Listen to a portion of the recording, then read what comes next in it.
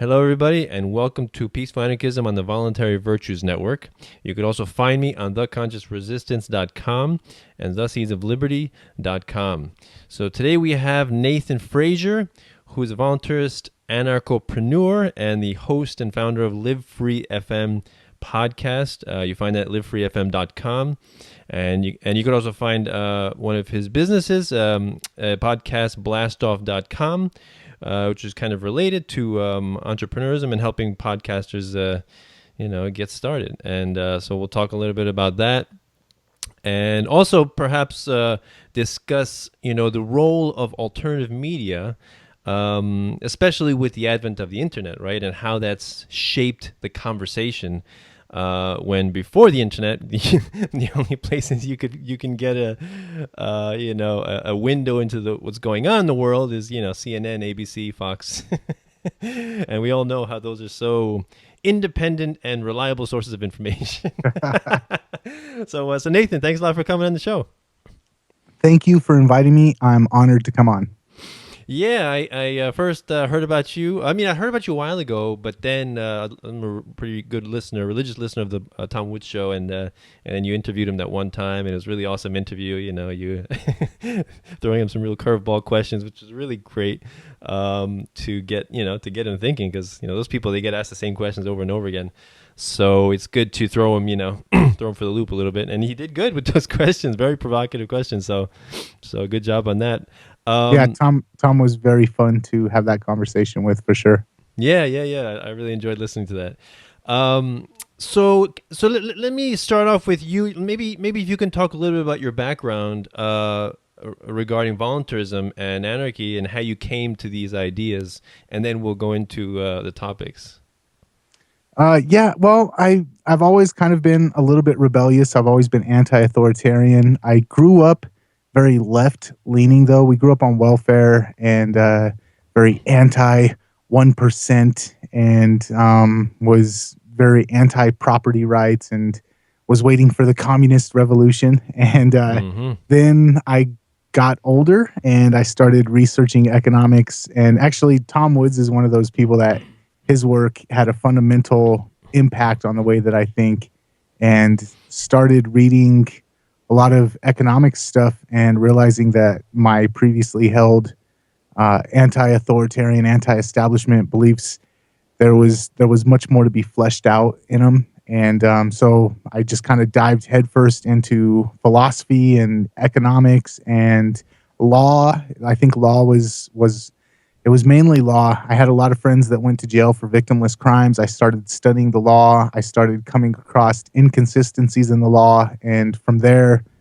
just went down a giant rabbit hole of how government is not even a legitimate concept, and how they don't even follow their own rules, and they can't really exist when you logically look at it. And then just got to the point where I just basically started rejecting the entire concept of it, and started realizing that without the infrastructure of government, we'd still need some sort of interactions. If we're not going to base society off of forced interactions, we need to base it off of voluntary interactions. And when you start looking at that with a view or a lens of a healthy understanding of economics, it's kind of hard not to end up on the voluntarist end of the spectrum.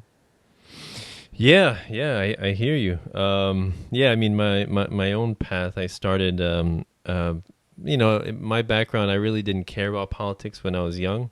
I was more interested in holistic nutrition and alternative therapies, and so I was learning more about that, and I became an acupuncturist, herbalist, and slowly I started becoming more interested in learn about, I guess, the politics of food, Monsanto, GMOs, that kind of stuff, and so that kind of slowly led me into the idea of if Monsanto is a special interest group, right?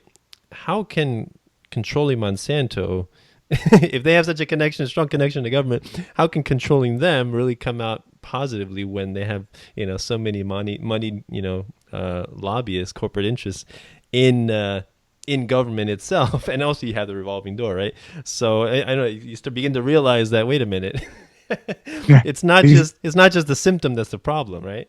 Yeah, you start to realize that eventually, when you start to realize that there's problems out there and your first reaction is we need government to solve these problems, and then eventually you start to realize that government's not going to solve those problems, and it doesn't really matter what the problem is. So some people come into it from homeschooling and realize that there's something wrong with public education. Some people from the nutritional areas. Me myself, I came at it from the legal system. People all different walks, but eventually we start to realize government is not the solution to these problems. Government is the problem. Yeah, yeah, and it's a real shocker when you realize that, because we've all been grown up in this idea of statism.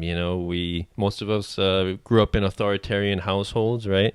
And then you go to school and you're a subject. You have to be still, sit, be quiet and listen and memorize and regurgitate and ask to go to the bathroom. It's a completely authoritarian situation, right? And then the same thing in college, and then you go out and you still have authority. The police is the authority basically. So it's propagation of this cycle, and then you slowly realize, like, wait a minute, like everything that I learned regarding history and economics exists to basically prop up prevailing institutions, right? The status quo. Yeah. Yeah, and then you realize, holy crap, government should not be in charge of the schools either. Right.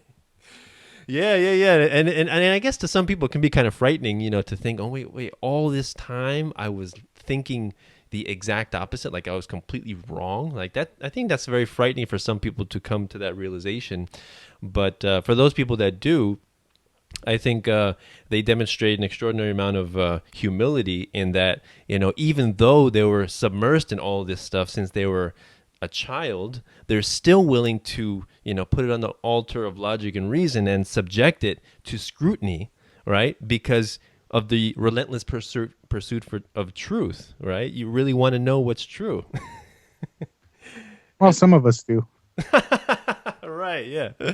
And so yeah, and I think the let's see, talking about our topic with alternative media, I mean, I think the internet is a great tool for encouraging that skepticism, right, and cynicism of the status quo, right? Not being satisfied with this is the best we can do, right?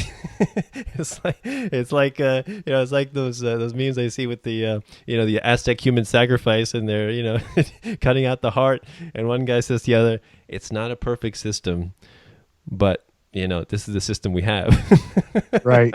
Well, and that's kind of what's cool is we are, I mean, 10 years ago it looked pretty bleak, but over the last 10 years, how I've seen these ideas just explode, and I've seen people take this philosophy of freedom and just apply it to so many different aspects of life. And it really feels like the genie's out of the bottle. And I don't think that I really don't see the established order lasting very much longer. It seems like from everywhere from like file sharing to 3D printing to alternative media like what we're doing right now, like everywhere that the vested interests, the giant corporations that were in bed with the government, every single aspect that they controlled of life 10 to 15 years ago, it seems like their bottlenecks have just been destroyed over the last 10 years.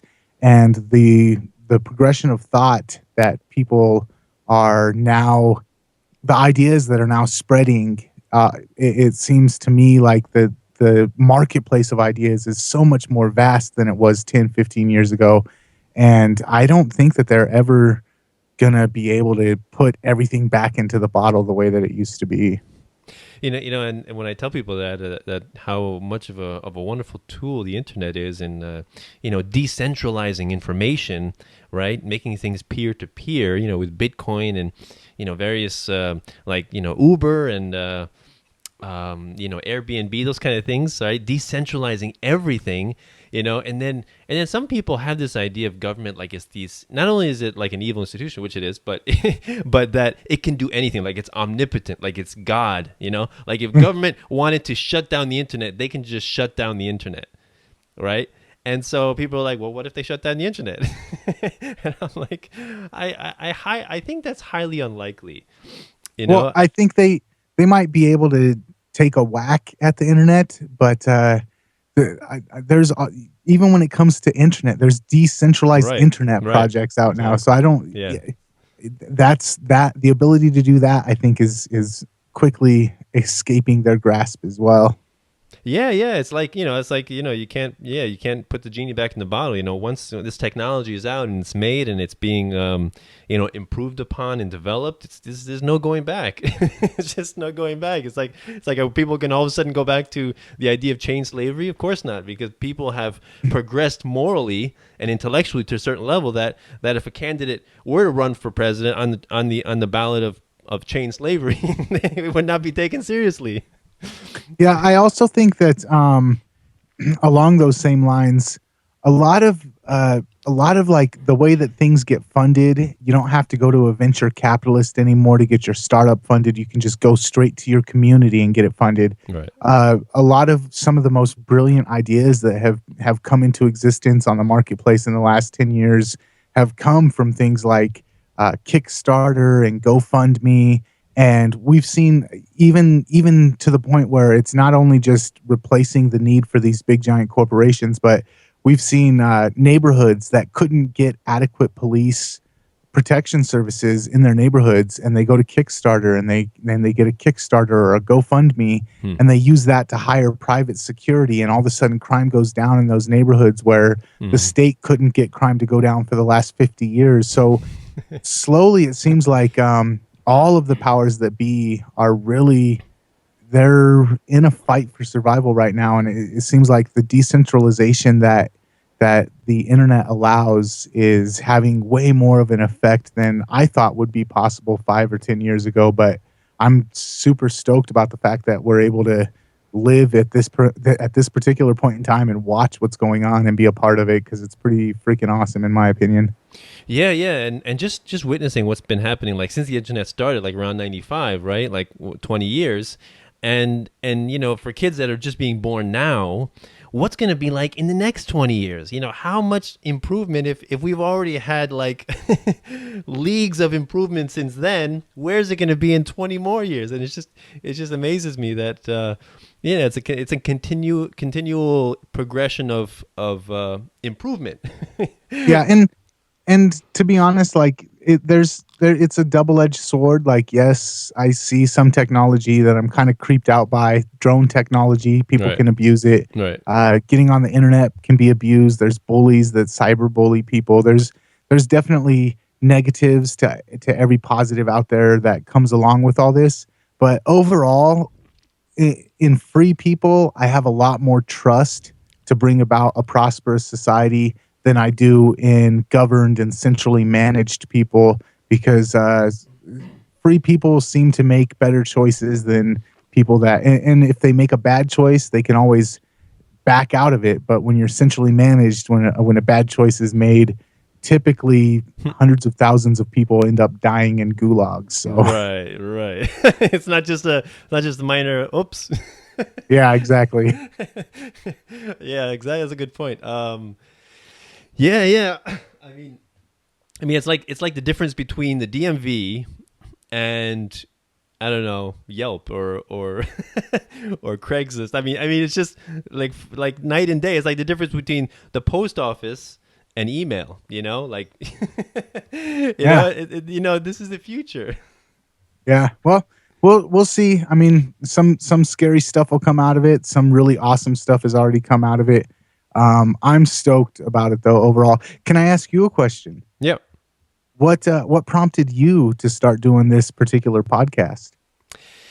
Oh well, so I started last year in around April, um, and I had my website maybe in like December. I started December 2013, and I just started writing articles. I always intended on starting a YouTube channel. I never got around to it, and I was just doing articles, and then Michael Shanklin approached me on Facebook, and he said, "We're going to start this thing called the Voluntary Virtues Network. You want to be a part of it?" And I'm like, "That's cool, sure." And I never had a YouTube channel. Oh, I did, but I just posted like piano videos and stuff. But never had like a podcasting thing, and so I did it. And I started just me talking about various things, and then eventually I had I started having guests, and that opened up a whole new world for me because it's one thing to be just yourself talking to a microphone, but then when you have a guest, interaction, it's really awesome. And I've been meeting a lot of great people that I would not have had a reason to meet them or to talk to them. Like, why would they want to talk to me? But now that I have a podcast, it's like it's a reason to meet these cool people. So you get to have great interactions with wonderful people, and I'm just enjoying it. And it's not a moneyed venture, although it'd be nice. But then again, I think we were discussing earlier that once you start making it a moneyed venture, it may transform your initial idea, right? Than when it started. So that you got to kind of be careful of that. So for now, it's just a labor of love. And also the way I look at it is like, what you and I do as podcasters, it's like we're taking snapshots of our thoughts right now for the future, basically. So, your kids, your grandkids, and they're going to say, what were you thinking at that time? So it's kind of like it's like a journal entry of your thoughts at this time, right? This moment in time. And so people can go back and they can listen to you and see what you really thought. That's the way I look at it. I really like doing the whole podcasting thing because for me, it feels like there's this giant conversation that's going on right now that's never been going on before in human history.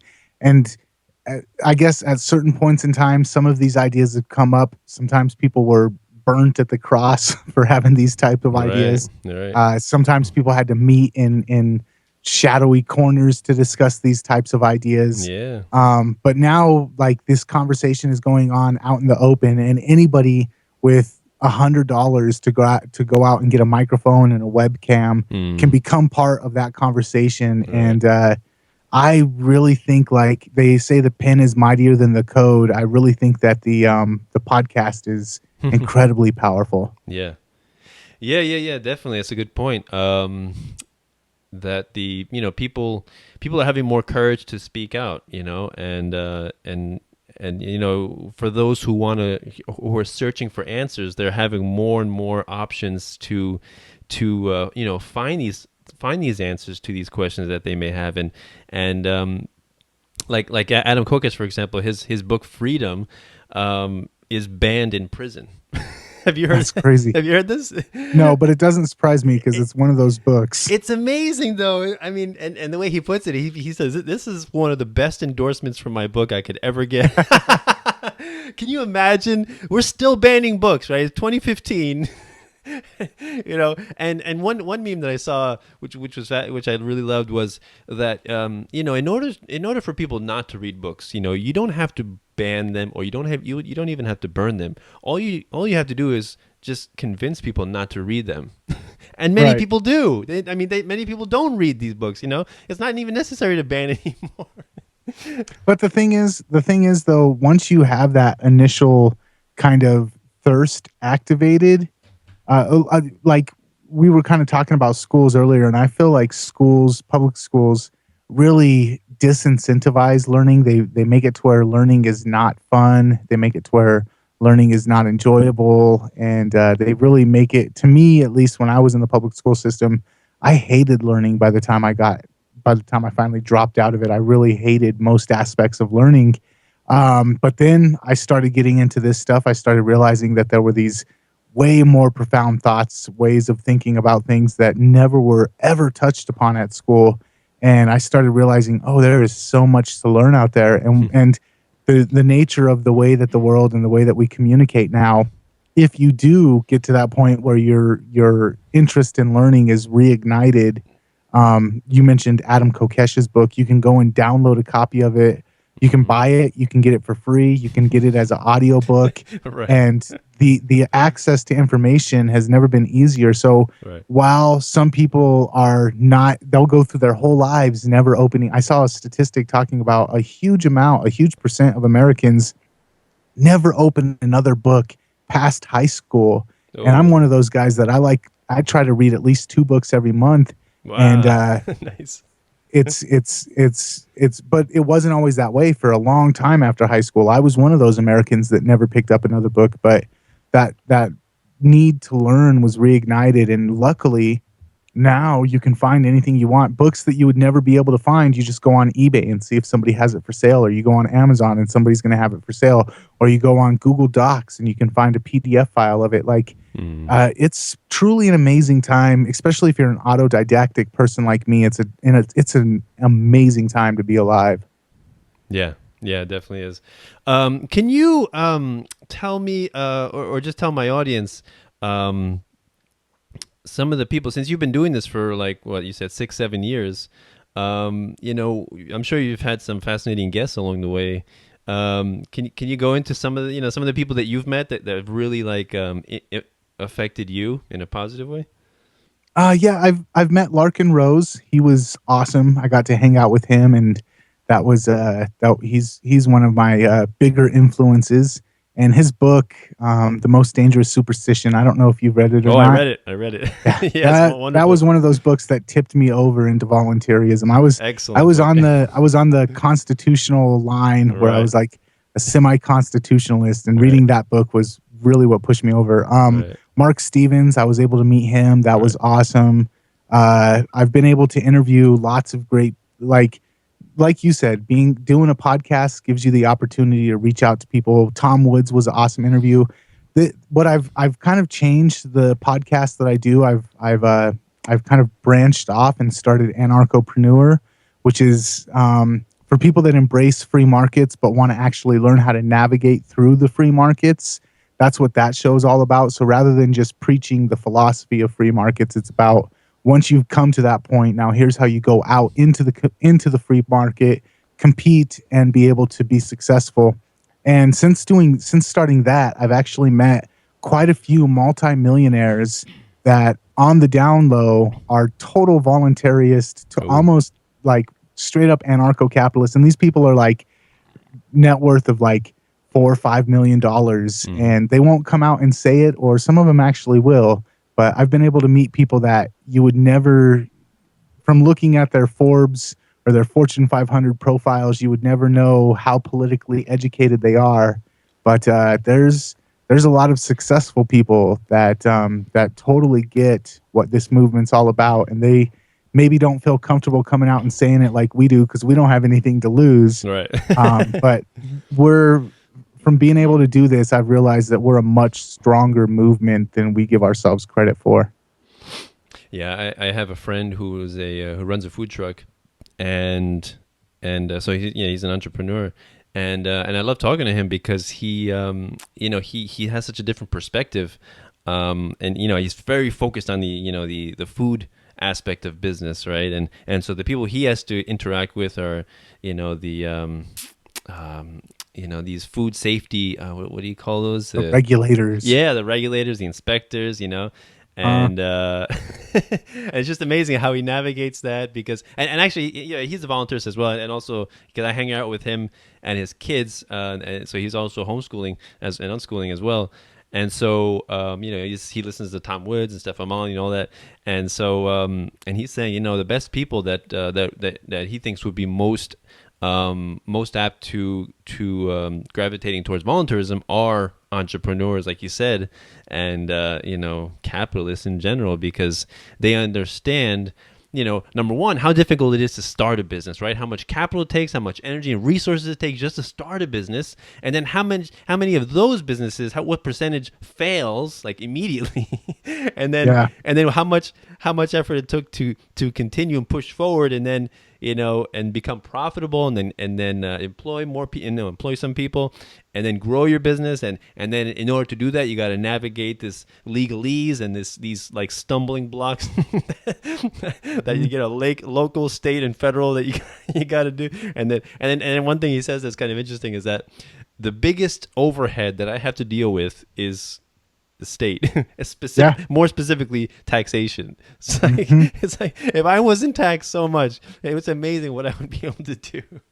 Yeah, if people don't really realize this, but one of the biggest killers of business and one of the biggest killers of jobs in general is taxation and regulation. And more small businesses go under because of that than, well, probably that and not knowing how to sell, because throughout school people aren't taught how to sell, and Mm. they're taught that salesmen are greedy and sleazy and slime balls, and nobody with any kind of self-respect ever learns how to sell because it's a disgraceful profession, and so that holds a lot of people back as well. But personal experience, starting up a business is so much more difficult than just filling out an application and showing up and punching a time card. Right. And once you actually go through trying to start up a business, it's hard to imagine anybody who's started up their own business and still feels like the business owners that are successful don't deserve the extra income that they end up getting from it. I that was one of the things that really transitioned my thinking, was the fact that as much as I was a leftist growing up, I always did have like an entrepreneurial streak in me, and starting up businesses and seeing how difficult it is to navigate through the regulations, and seeing how difficult it is just to find success, and realizing that some people go through 4 or 5 business ideas before they find the one that's successful. And to think that once they finally are successful, and once they're finally able to, they put so much work and so many failures and so many hours of their life into trying to build a business. And at one point in my life, I was like, well, I show up and I work and I flip the burgers, so I should, I'm the one who's actually working. I should get a bigger cut of the profits than the business owner. Right. Until you try to become a business owner and you realize, holy crap, that is so much more difficult than just showing up and flipping the burgers. Right. Exactly. Yeah, when I worked as an acupuncturist in a car accident clinic for 9 years, and towards the end of it, like the last few years, that's when I really started getting deeply into voluntarism and anarchy and learning about free markets and things like that. And so initially, I guess most people don't like their bosses. My boss, he was all right. He was all right for me. But I really, after studying this stuff, I really gained a deep appreciation for what he does. Yeah. And like you said, I'm like, wow, this guy has done a lot. And he walks around in nice suits, nice shoes, and drives a nice car. But then when you see what it takes to do that, it's like, man, okay, these people deserve whatever they got. Yeah. And the fact of the matter is, there are some people out there that exploit each other, and there are people that will stab their mother in the back in order to get ahead in life. And there are some people that definitely live up to the greedy capitalist meme. But the majority of the successful people that I have met have been very giving people. Their entire goal is based off of servicing the people around them, providing the best value to the people around them. And I try not to get as frustrated as I do with like people that are still stuck in the leftist, collectivist, pay their fair share mentality, because I used to be part of it. But I think because it was such a huge part of my thinking as a young guy, and then because I've come like a full 180, I try to be patient with it, but that type of thinking just really drives me insane. Yeah, definitely. Exploitation, exactly. Employment is slavery. It's really, it's an interesting perspective. I don't think I went that far when I was younger. I was really interested in other things, but yeah, I mean, it's I don't know how you can compare as like a completely voluntary thing. You fill out the application, you show up to work, and you do your job, you get paid a certain amount, and you don't quit. So apparently you must like it. So how can it be? If you don't like it, you still know that it's better than the alternative out there. I mean, it may suck to go and flip burgers all day, but it sucks even worse to be homeless and not do anything to provide value for yourself. And without that was one of the things, is like when you start learning about the labor theory of value, when you start learning about specialization, you start realizing that capitalism and a respect for property rights and a respect for people to do and pursue their own goals in life, and to be rewarded for providing value for other people, you start realizing that some people excel and succeed a lot better than other people do. And yes, there is income inequality, and that in any kind of system there's going to be inequality. If it went back to just plain barter, then the hunters that were the best hunters would be unequally above the most people. If it went to Right. a society where people were just, nobody had to do anything and people were just judged based off of their looks, I would not be in the best position in that type of society. But either way, no matter what, there's always going to be inequality. Capitalism, though, gives us the ability to live off of and benefit from other people's advantages. If other people are really great fishermen, I can have fish without having to be a great fisherman. If other people are really great architects, I can live in a solid house without having to understand architecture. So because we can specialize, because the better you serve your community, the better you're going to do in life in a free market, we have a very high standard of living. And a lot of times people are walking around with marvelous computers in their pockets that 10, 20 years ago nobody could afford, and Right. they've got this great computer in their pocket and they're complaining because of income inequality. And when you look at the alternative, without capitalism, without the distribution of labor and specialization, we'd all be building our own huts, we'd all be hunting and gathering, and a lot more people would be starving to death and dying because of the elements than what capitalism gives us. And it really bothers me that I used to fall into that mindset of living in such great conditions and still feeling selfish and feeling like I didn't get what I deserved, and living better than 80% of the world and living better than 99% of humans in all history, and still feeling like it's not fair that other people have more than I do. It's really frustrating. I look at that type of stuff when I see it on my Facebook feed, and I think the reason that it evokes such a negative response in me is because I'm looking at a mirror of my younger, more ignorant self. It's amazing, huh? The evolution that we've all taken. Yeah, one thing you said that was interesting was the idea of specialization, right? Division of labor. And that's something that I've learned having studied free markets and voluntarism, is that before I got into this stuff, I was more into I guess, what do you call that, Alex Jones and the preppers and that kind of stuff, and so it's the kind of doomsday stuff, and you're like, oh man, now I gotta get my precious metals, I gotta get water, you gotta get canned food, you gotta learn how I should have a backup generator in case something happens, grid fail, all this stuff, and none of that stuff is actually bad. I mean, it's probably good to have that stuff. yeah, no, but I'm saying it's like I feel like I have to know how to do everything. I should know how to build my own house. I should know how to build my own car. I shouldn't rely on anybody for anything.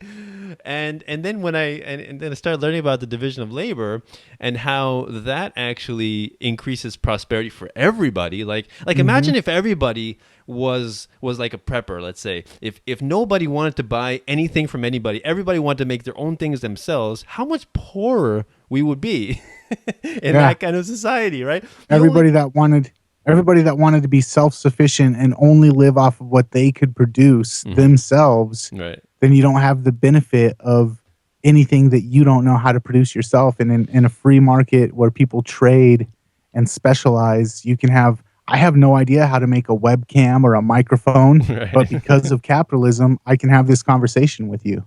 Yeah, and at an affordable price, right? Because when these things were first made, of course, they were very expensive, right? And then over time, people have discovered ways to make it more efficient, more a little more cheaper, and so everybody can benefit. So it's like the poor person today lives better than the kings and pharaohs centuries ago. I think that's an important point to realize, that we really live in luxury, like something as simple as, let's say, refrigeration, right, or air conditioning in your car, or plumbing, or indoor plumbing, or even having a car. right?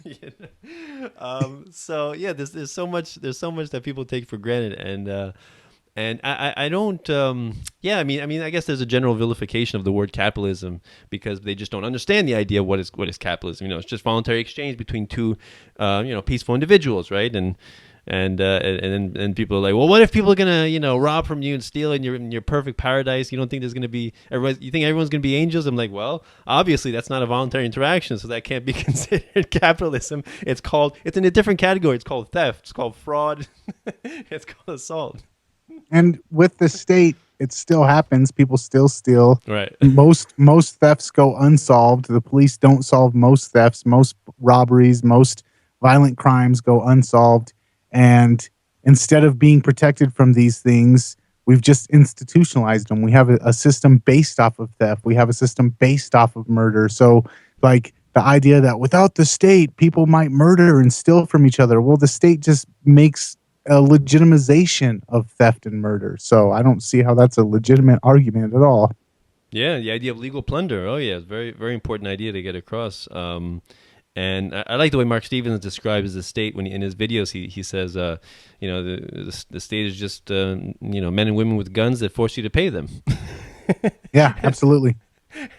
And that's about it. It's like, and then you take Larkin Rose's idea of the belief in authority, that they're considered, their threats of violence are considered legitimate because people have this belief in authority, right? So they're not viewed as illegitimate like the mafia would be viewed. They're viewed as a state, and they're legitimate, right? The laws, they're not called threats of violence; they're called laws, right? It's not called theft; it's called taxation, because they passed a law. They wrote it down somewhere, in the Federal Registry. It's there. Yeah, well, it's like one of those things that if a private person does the exact same thing that a government does, you end up behind bars. But if you're a government and you do the same thing, you end up building the bars. Right. Yeah, a lot of my family members are Democrats, and especially my mother. She's a firm Bernie Sanders supporter. She enjoys calling herself a socialist, but which I guess she thinks of it more as a cozy term, not necessarily associated with all the democide and murder that we associate the term with. But I ask the simple questions that Larkin Rose talks about. Just a simple question like can I steal from my neighbor? No. If a group of us get together, can we steal from our neighbor? No. Okay, what if we elect a politician to steal from our neighbor? And then before I even get to that third question, she's like, I know where you're going with this, and you're wrong. Well, you know what? You're planting seeds, and maybe one day they'll sprout. I was where she was at about 15 years ago, and it's just we get trapped in that way of thinking, and eventually you start to realize that it's like the Lord of the Rings. Doesn't matter who's holding the ring.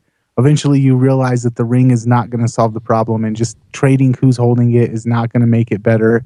And you realize you need to throw it into the fire pit. And hopefully, I don't know how smooth the transition is going to be, but I'm fairly confident that that this whole structure eventually is going to end up being tossed into the fire pit, because it's not sustainable. And every time they do these little tweaks to it, and let's try this experiment of running it this way. Let's try and do it this way. Let's use this kind of constitution. Let's limit it this way. Let's give it these powers. And every single time it ends up blowing up. And the more limited it is, the less power it has. Usually the better the people, the society are.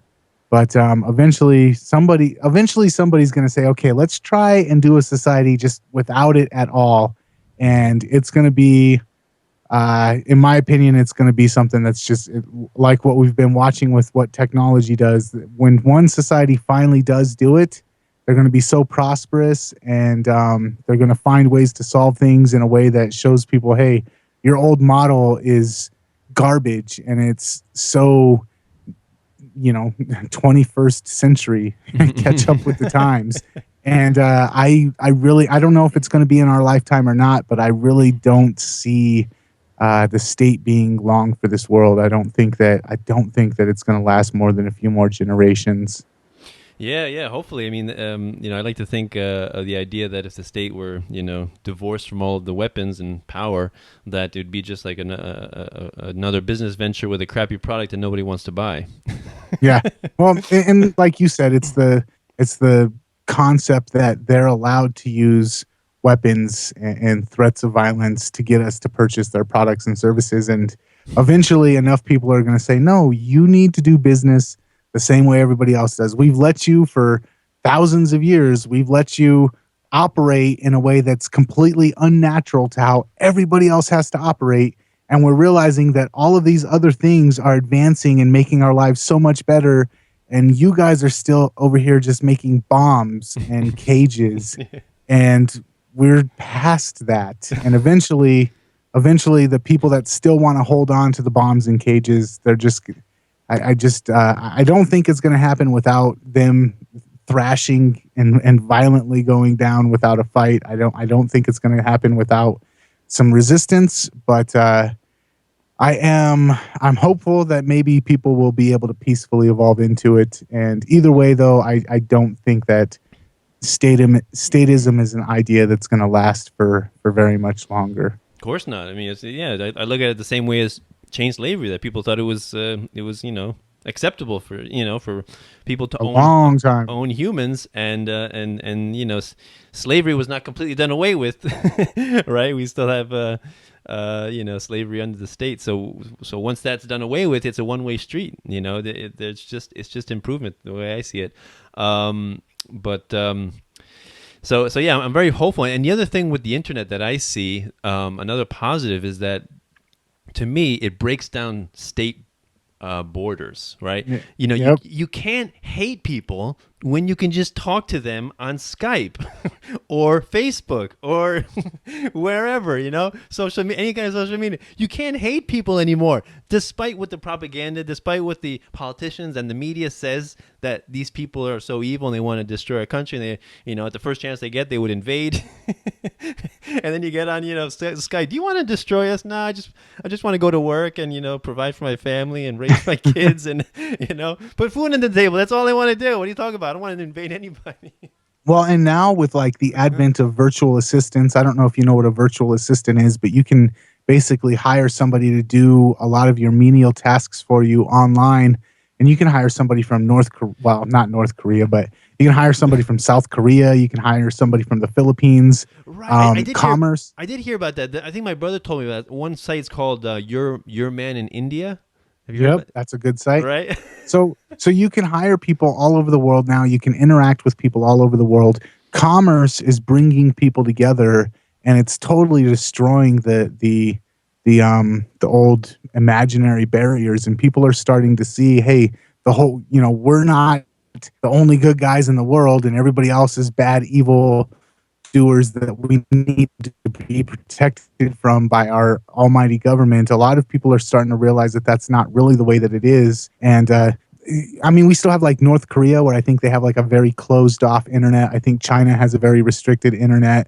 We still have vestiges of state being able to hold back some of these holes in the dam that are leaking all over the place. But I really don't see it being very much longer before it just explodes. And I'm not making like a bomb threat there, but I'm just saying I don't see it very much. I don't see it holding together very much longer before it all falls apart and something better replaces it. And I think that there's a lot of people that are working very hard to replace it, and there's a lot of smart people that are creating all these different counter economies and different solutions to things. Like you were talking about Uber and Airbnb.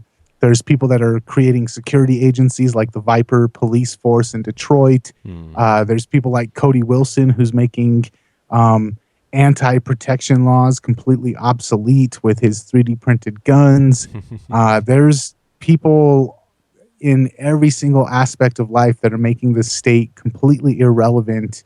And I just I feel like I'm beating a dead horse, but I really don't see it lasting very much longer.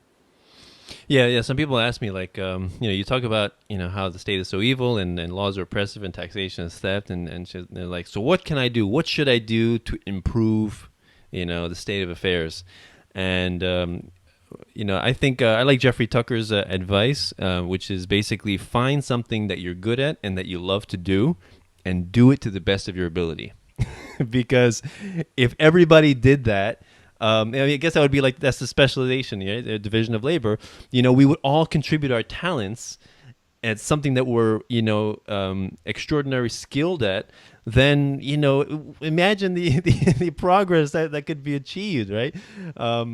So I think and the very very last thing I would say after you exhaust all the possibilities would be run for office. That would never be my first option because I'm like, no, stay away from that. That's a waste of time. You're gonna, it's gonna drain your life, drain your energy, and just suck the soul right out of you. Just connect with people on a daily basis, right? Talk to people, talk to your friends and family and neighbors, right? That's how you improve the world. Raise your kids, empathetically and peacefully and rationally and lovingly, and that's it. It's like it's not a magic formula for improving the world. And I think one of the things that's great is from my own personal take is how easily commerce is done now, especially with things like Bitcoin making it to where people in Africa who can't get a bank account but can now buy, sell, and trade with people in America based off of Bitcoin and cell phones. Yeah, right. The ability to set up a storefront on eBay or Etsy or all these different types of websites. The ability to come up with an idea, sketch up or build an invention and put it out there and go to Kickstarter. Or there's so much more opportunity for people that want to follow their own dreams and want to bring their dreams to reality and want to better the world that don't require having to run for office. Like it's a really it's scary that we live in a time where there are definitely some very people with bad motives, I think, in high positions of power, and I'm not sure that it's ever not been that way.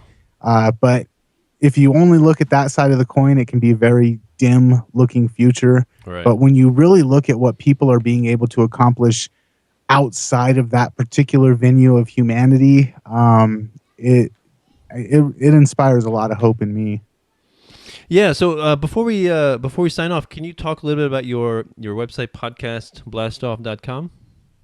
I've been a podcaster for a long time. I think that podcasting, personally for me, it's been one, like you mentioned, it's enabled me to meet a lot of people. It's enabled me to be invited to speak at different engagements. It's allowed me to do a lot of things in life that have made me very happy for my own personal goals. It's also allowed me to contribute to this conversation. It's allowed me to feel like I'm doing what I'm supposed to be doing with my voice. And I love podcasting, and I have a huge amount of faith in it to be able to change people's lives and change the course of history. And so we built a company off of podcasting. Podcasting is a little bit difficult. A lot of people get excited. They want to do a podcast. They want to get their podcast out there. But then once they've got their first couple of episodes recorded, they realize, oh gosh, now I got to get a website and I got to get a webmaster and I need to get hosting. And there's a lot of stuff that isn't very glorious, like the interviewing people that you want to meet and having listeners and getting downloads. All of that stuff is a lot of fun, but there's a lot of work that goes into presenting your podcast to the world that a lot of people don't really think about when they jump into it. So we created a solution for that. If you are a podcaster and you've got a message that you want to get out to the world, but you're not a computer programmer, you don't know how to build a website, you don't know how to use WordPress, you don't want to have to worry about all that other stuff, we have a service that gives you the ability to host your files and create a really simple, easy to use website. And it's customizable. You can choose between different templates, color schemes, plugins, and widgets. You can make your website look the way you want it to look without having to know a single line of code. And so it's podcast hosting plus a podcast website. And it's what I use for my website for livefreefm.com. And it's my startup venture business. We've got including myself, we've got 4 customers now, and we're slowly building it up. And if anybody out there has a message that they want to share with the world, if anybody out there is passionate and hopeful of what podcasting can do for their own lives and for the world in general, as I am, and they want to be part of our team, they want to be part of what we're building over at Podcast Blastoff, then yeah, go and check out podcastblastoff.com and see if what we're building is the right home for your message.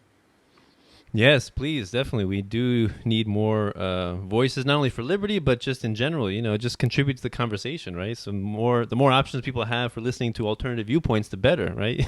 I mean, Well, and go ahead. that's one of the things that I love about it is I listen to a lot of liberty podcasts, but I also listen to marketing podcasts. I listen to health podcasts. I listen to business management, finances podcasts. Like, you don't have to go to college to get this information anymore. Yeah. You don't have to go get an MBA to get this information anymore. You don't have to spend $60,000 to get this information anymore. You don't have to be part of a secret society that holds all this occulted knowledge to get this information anymore.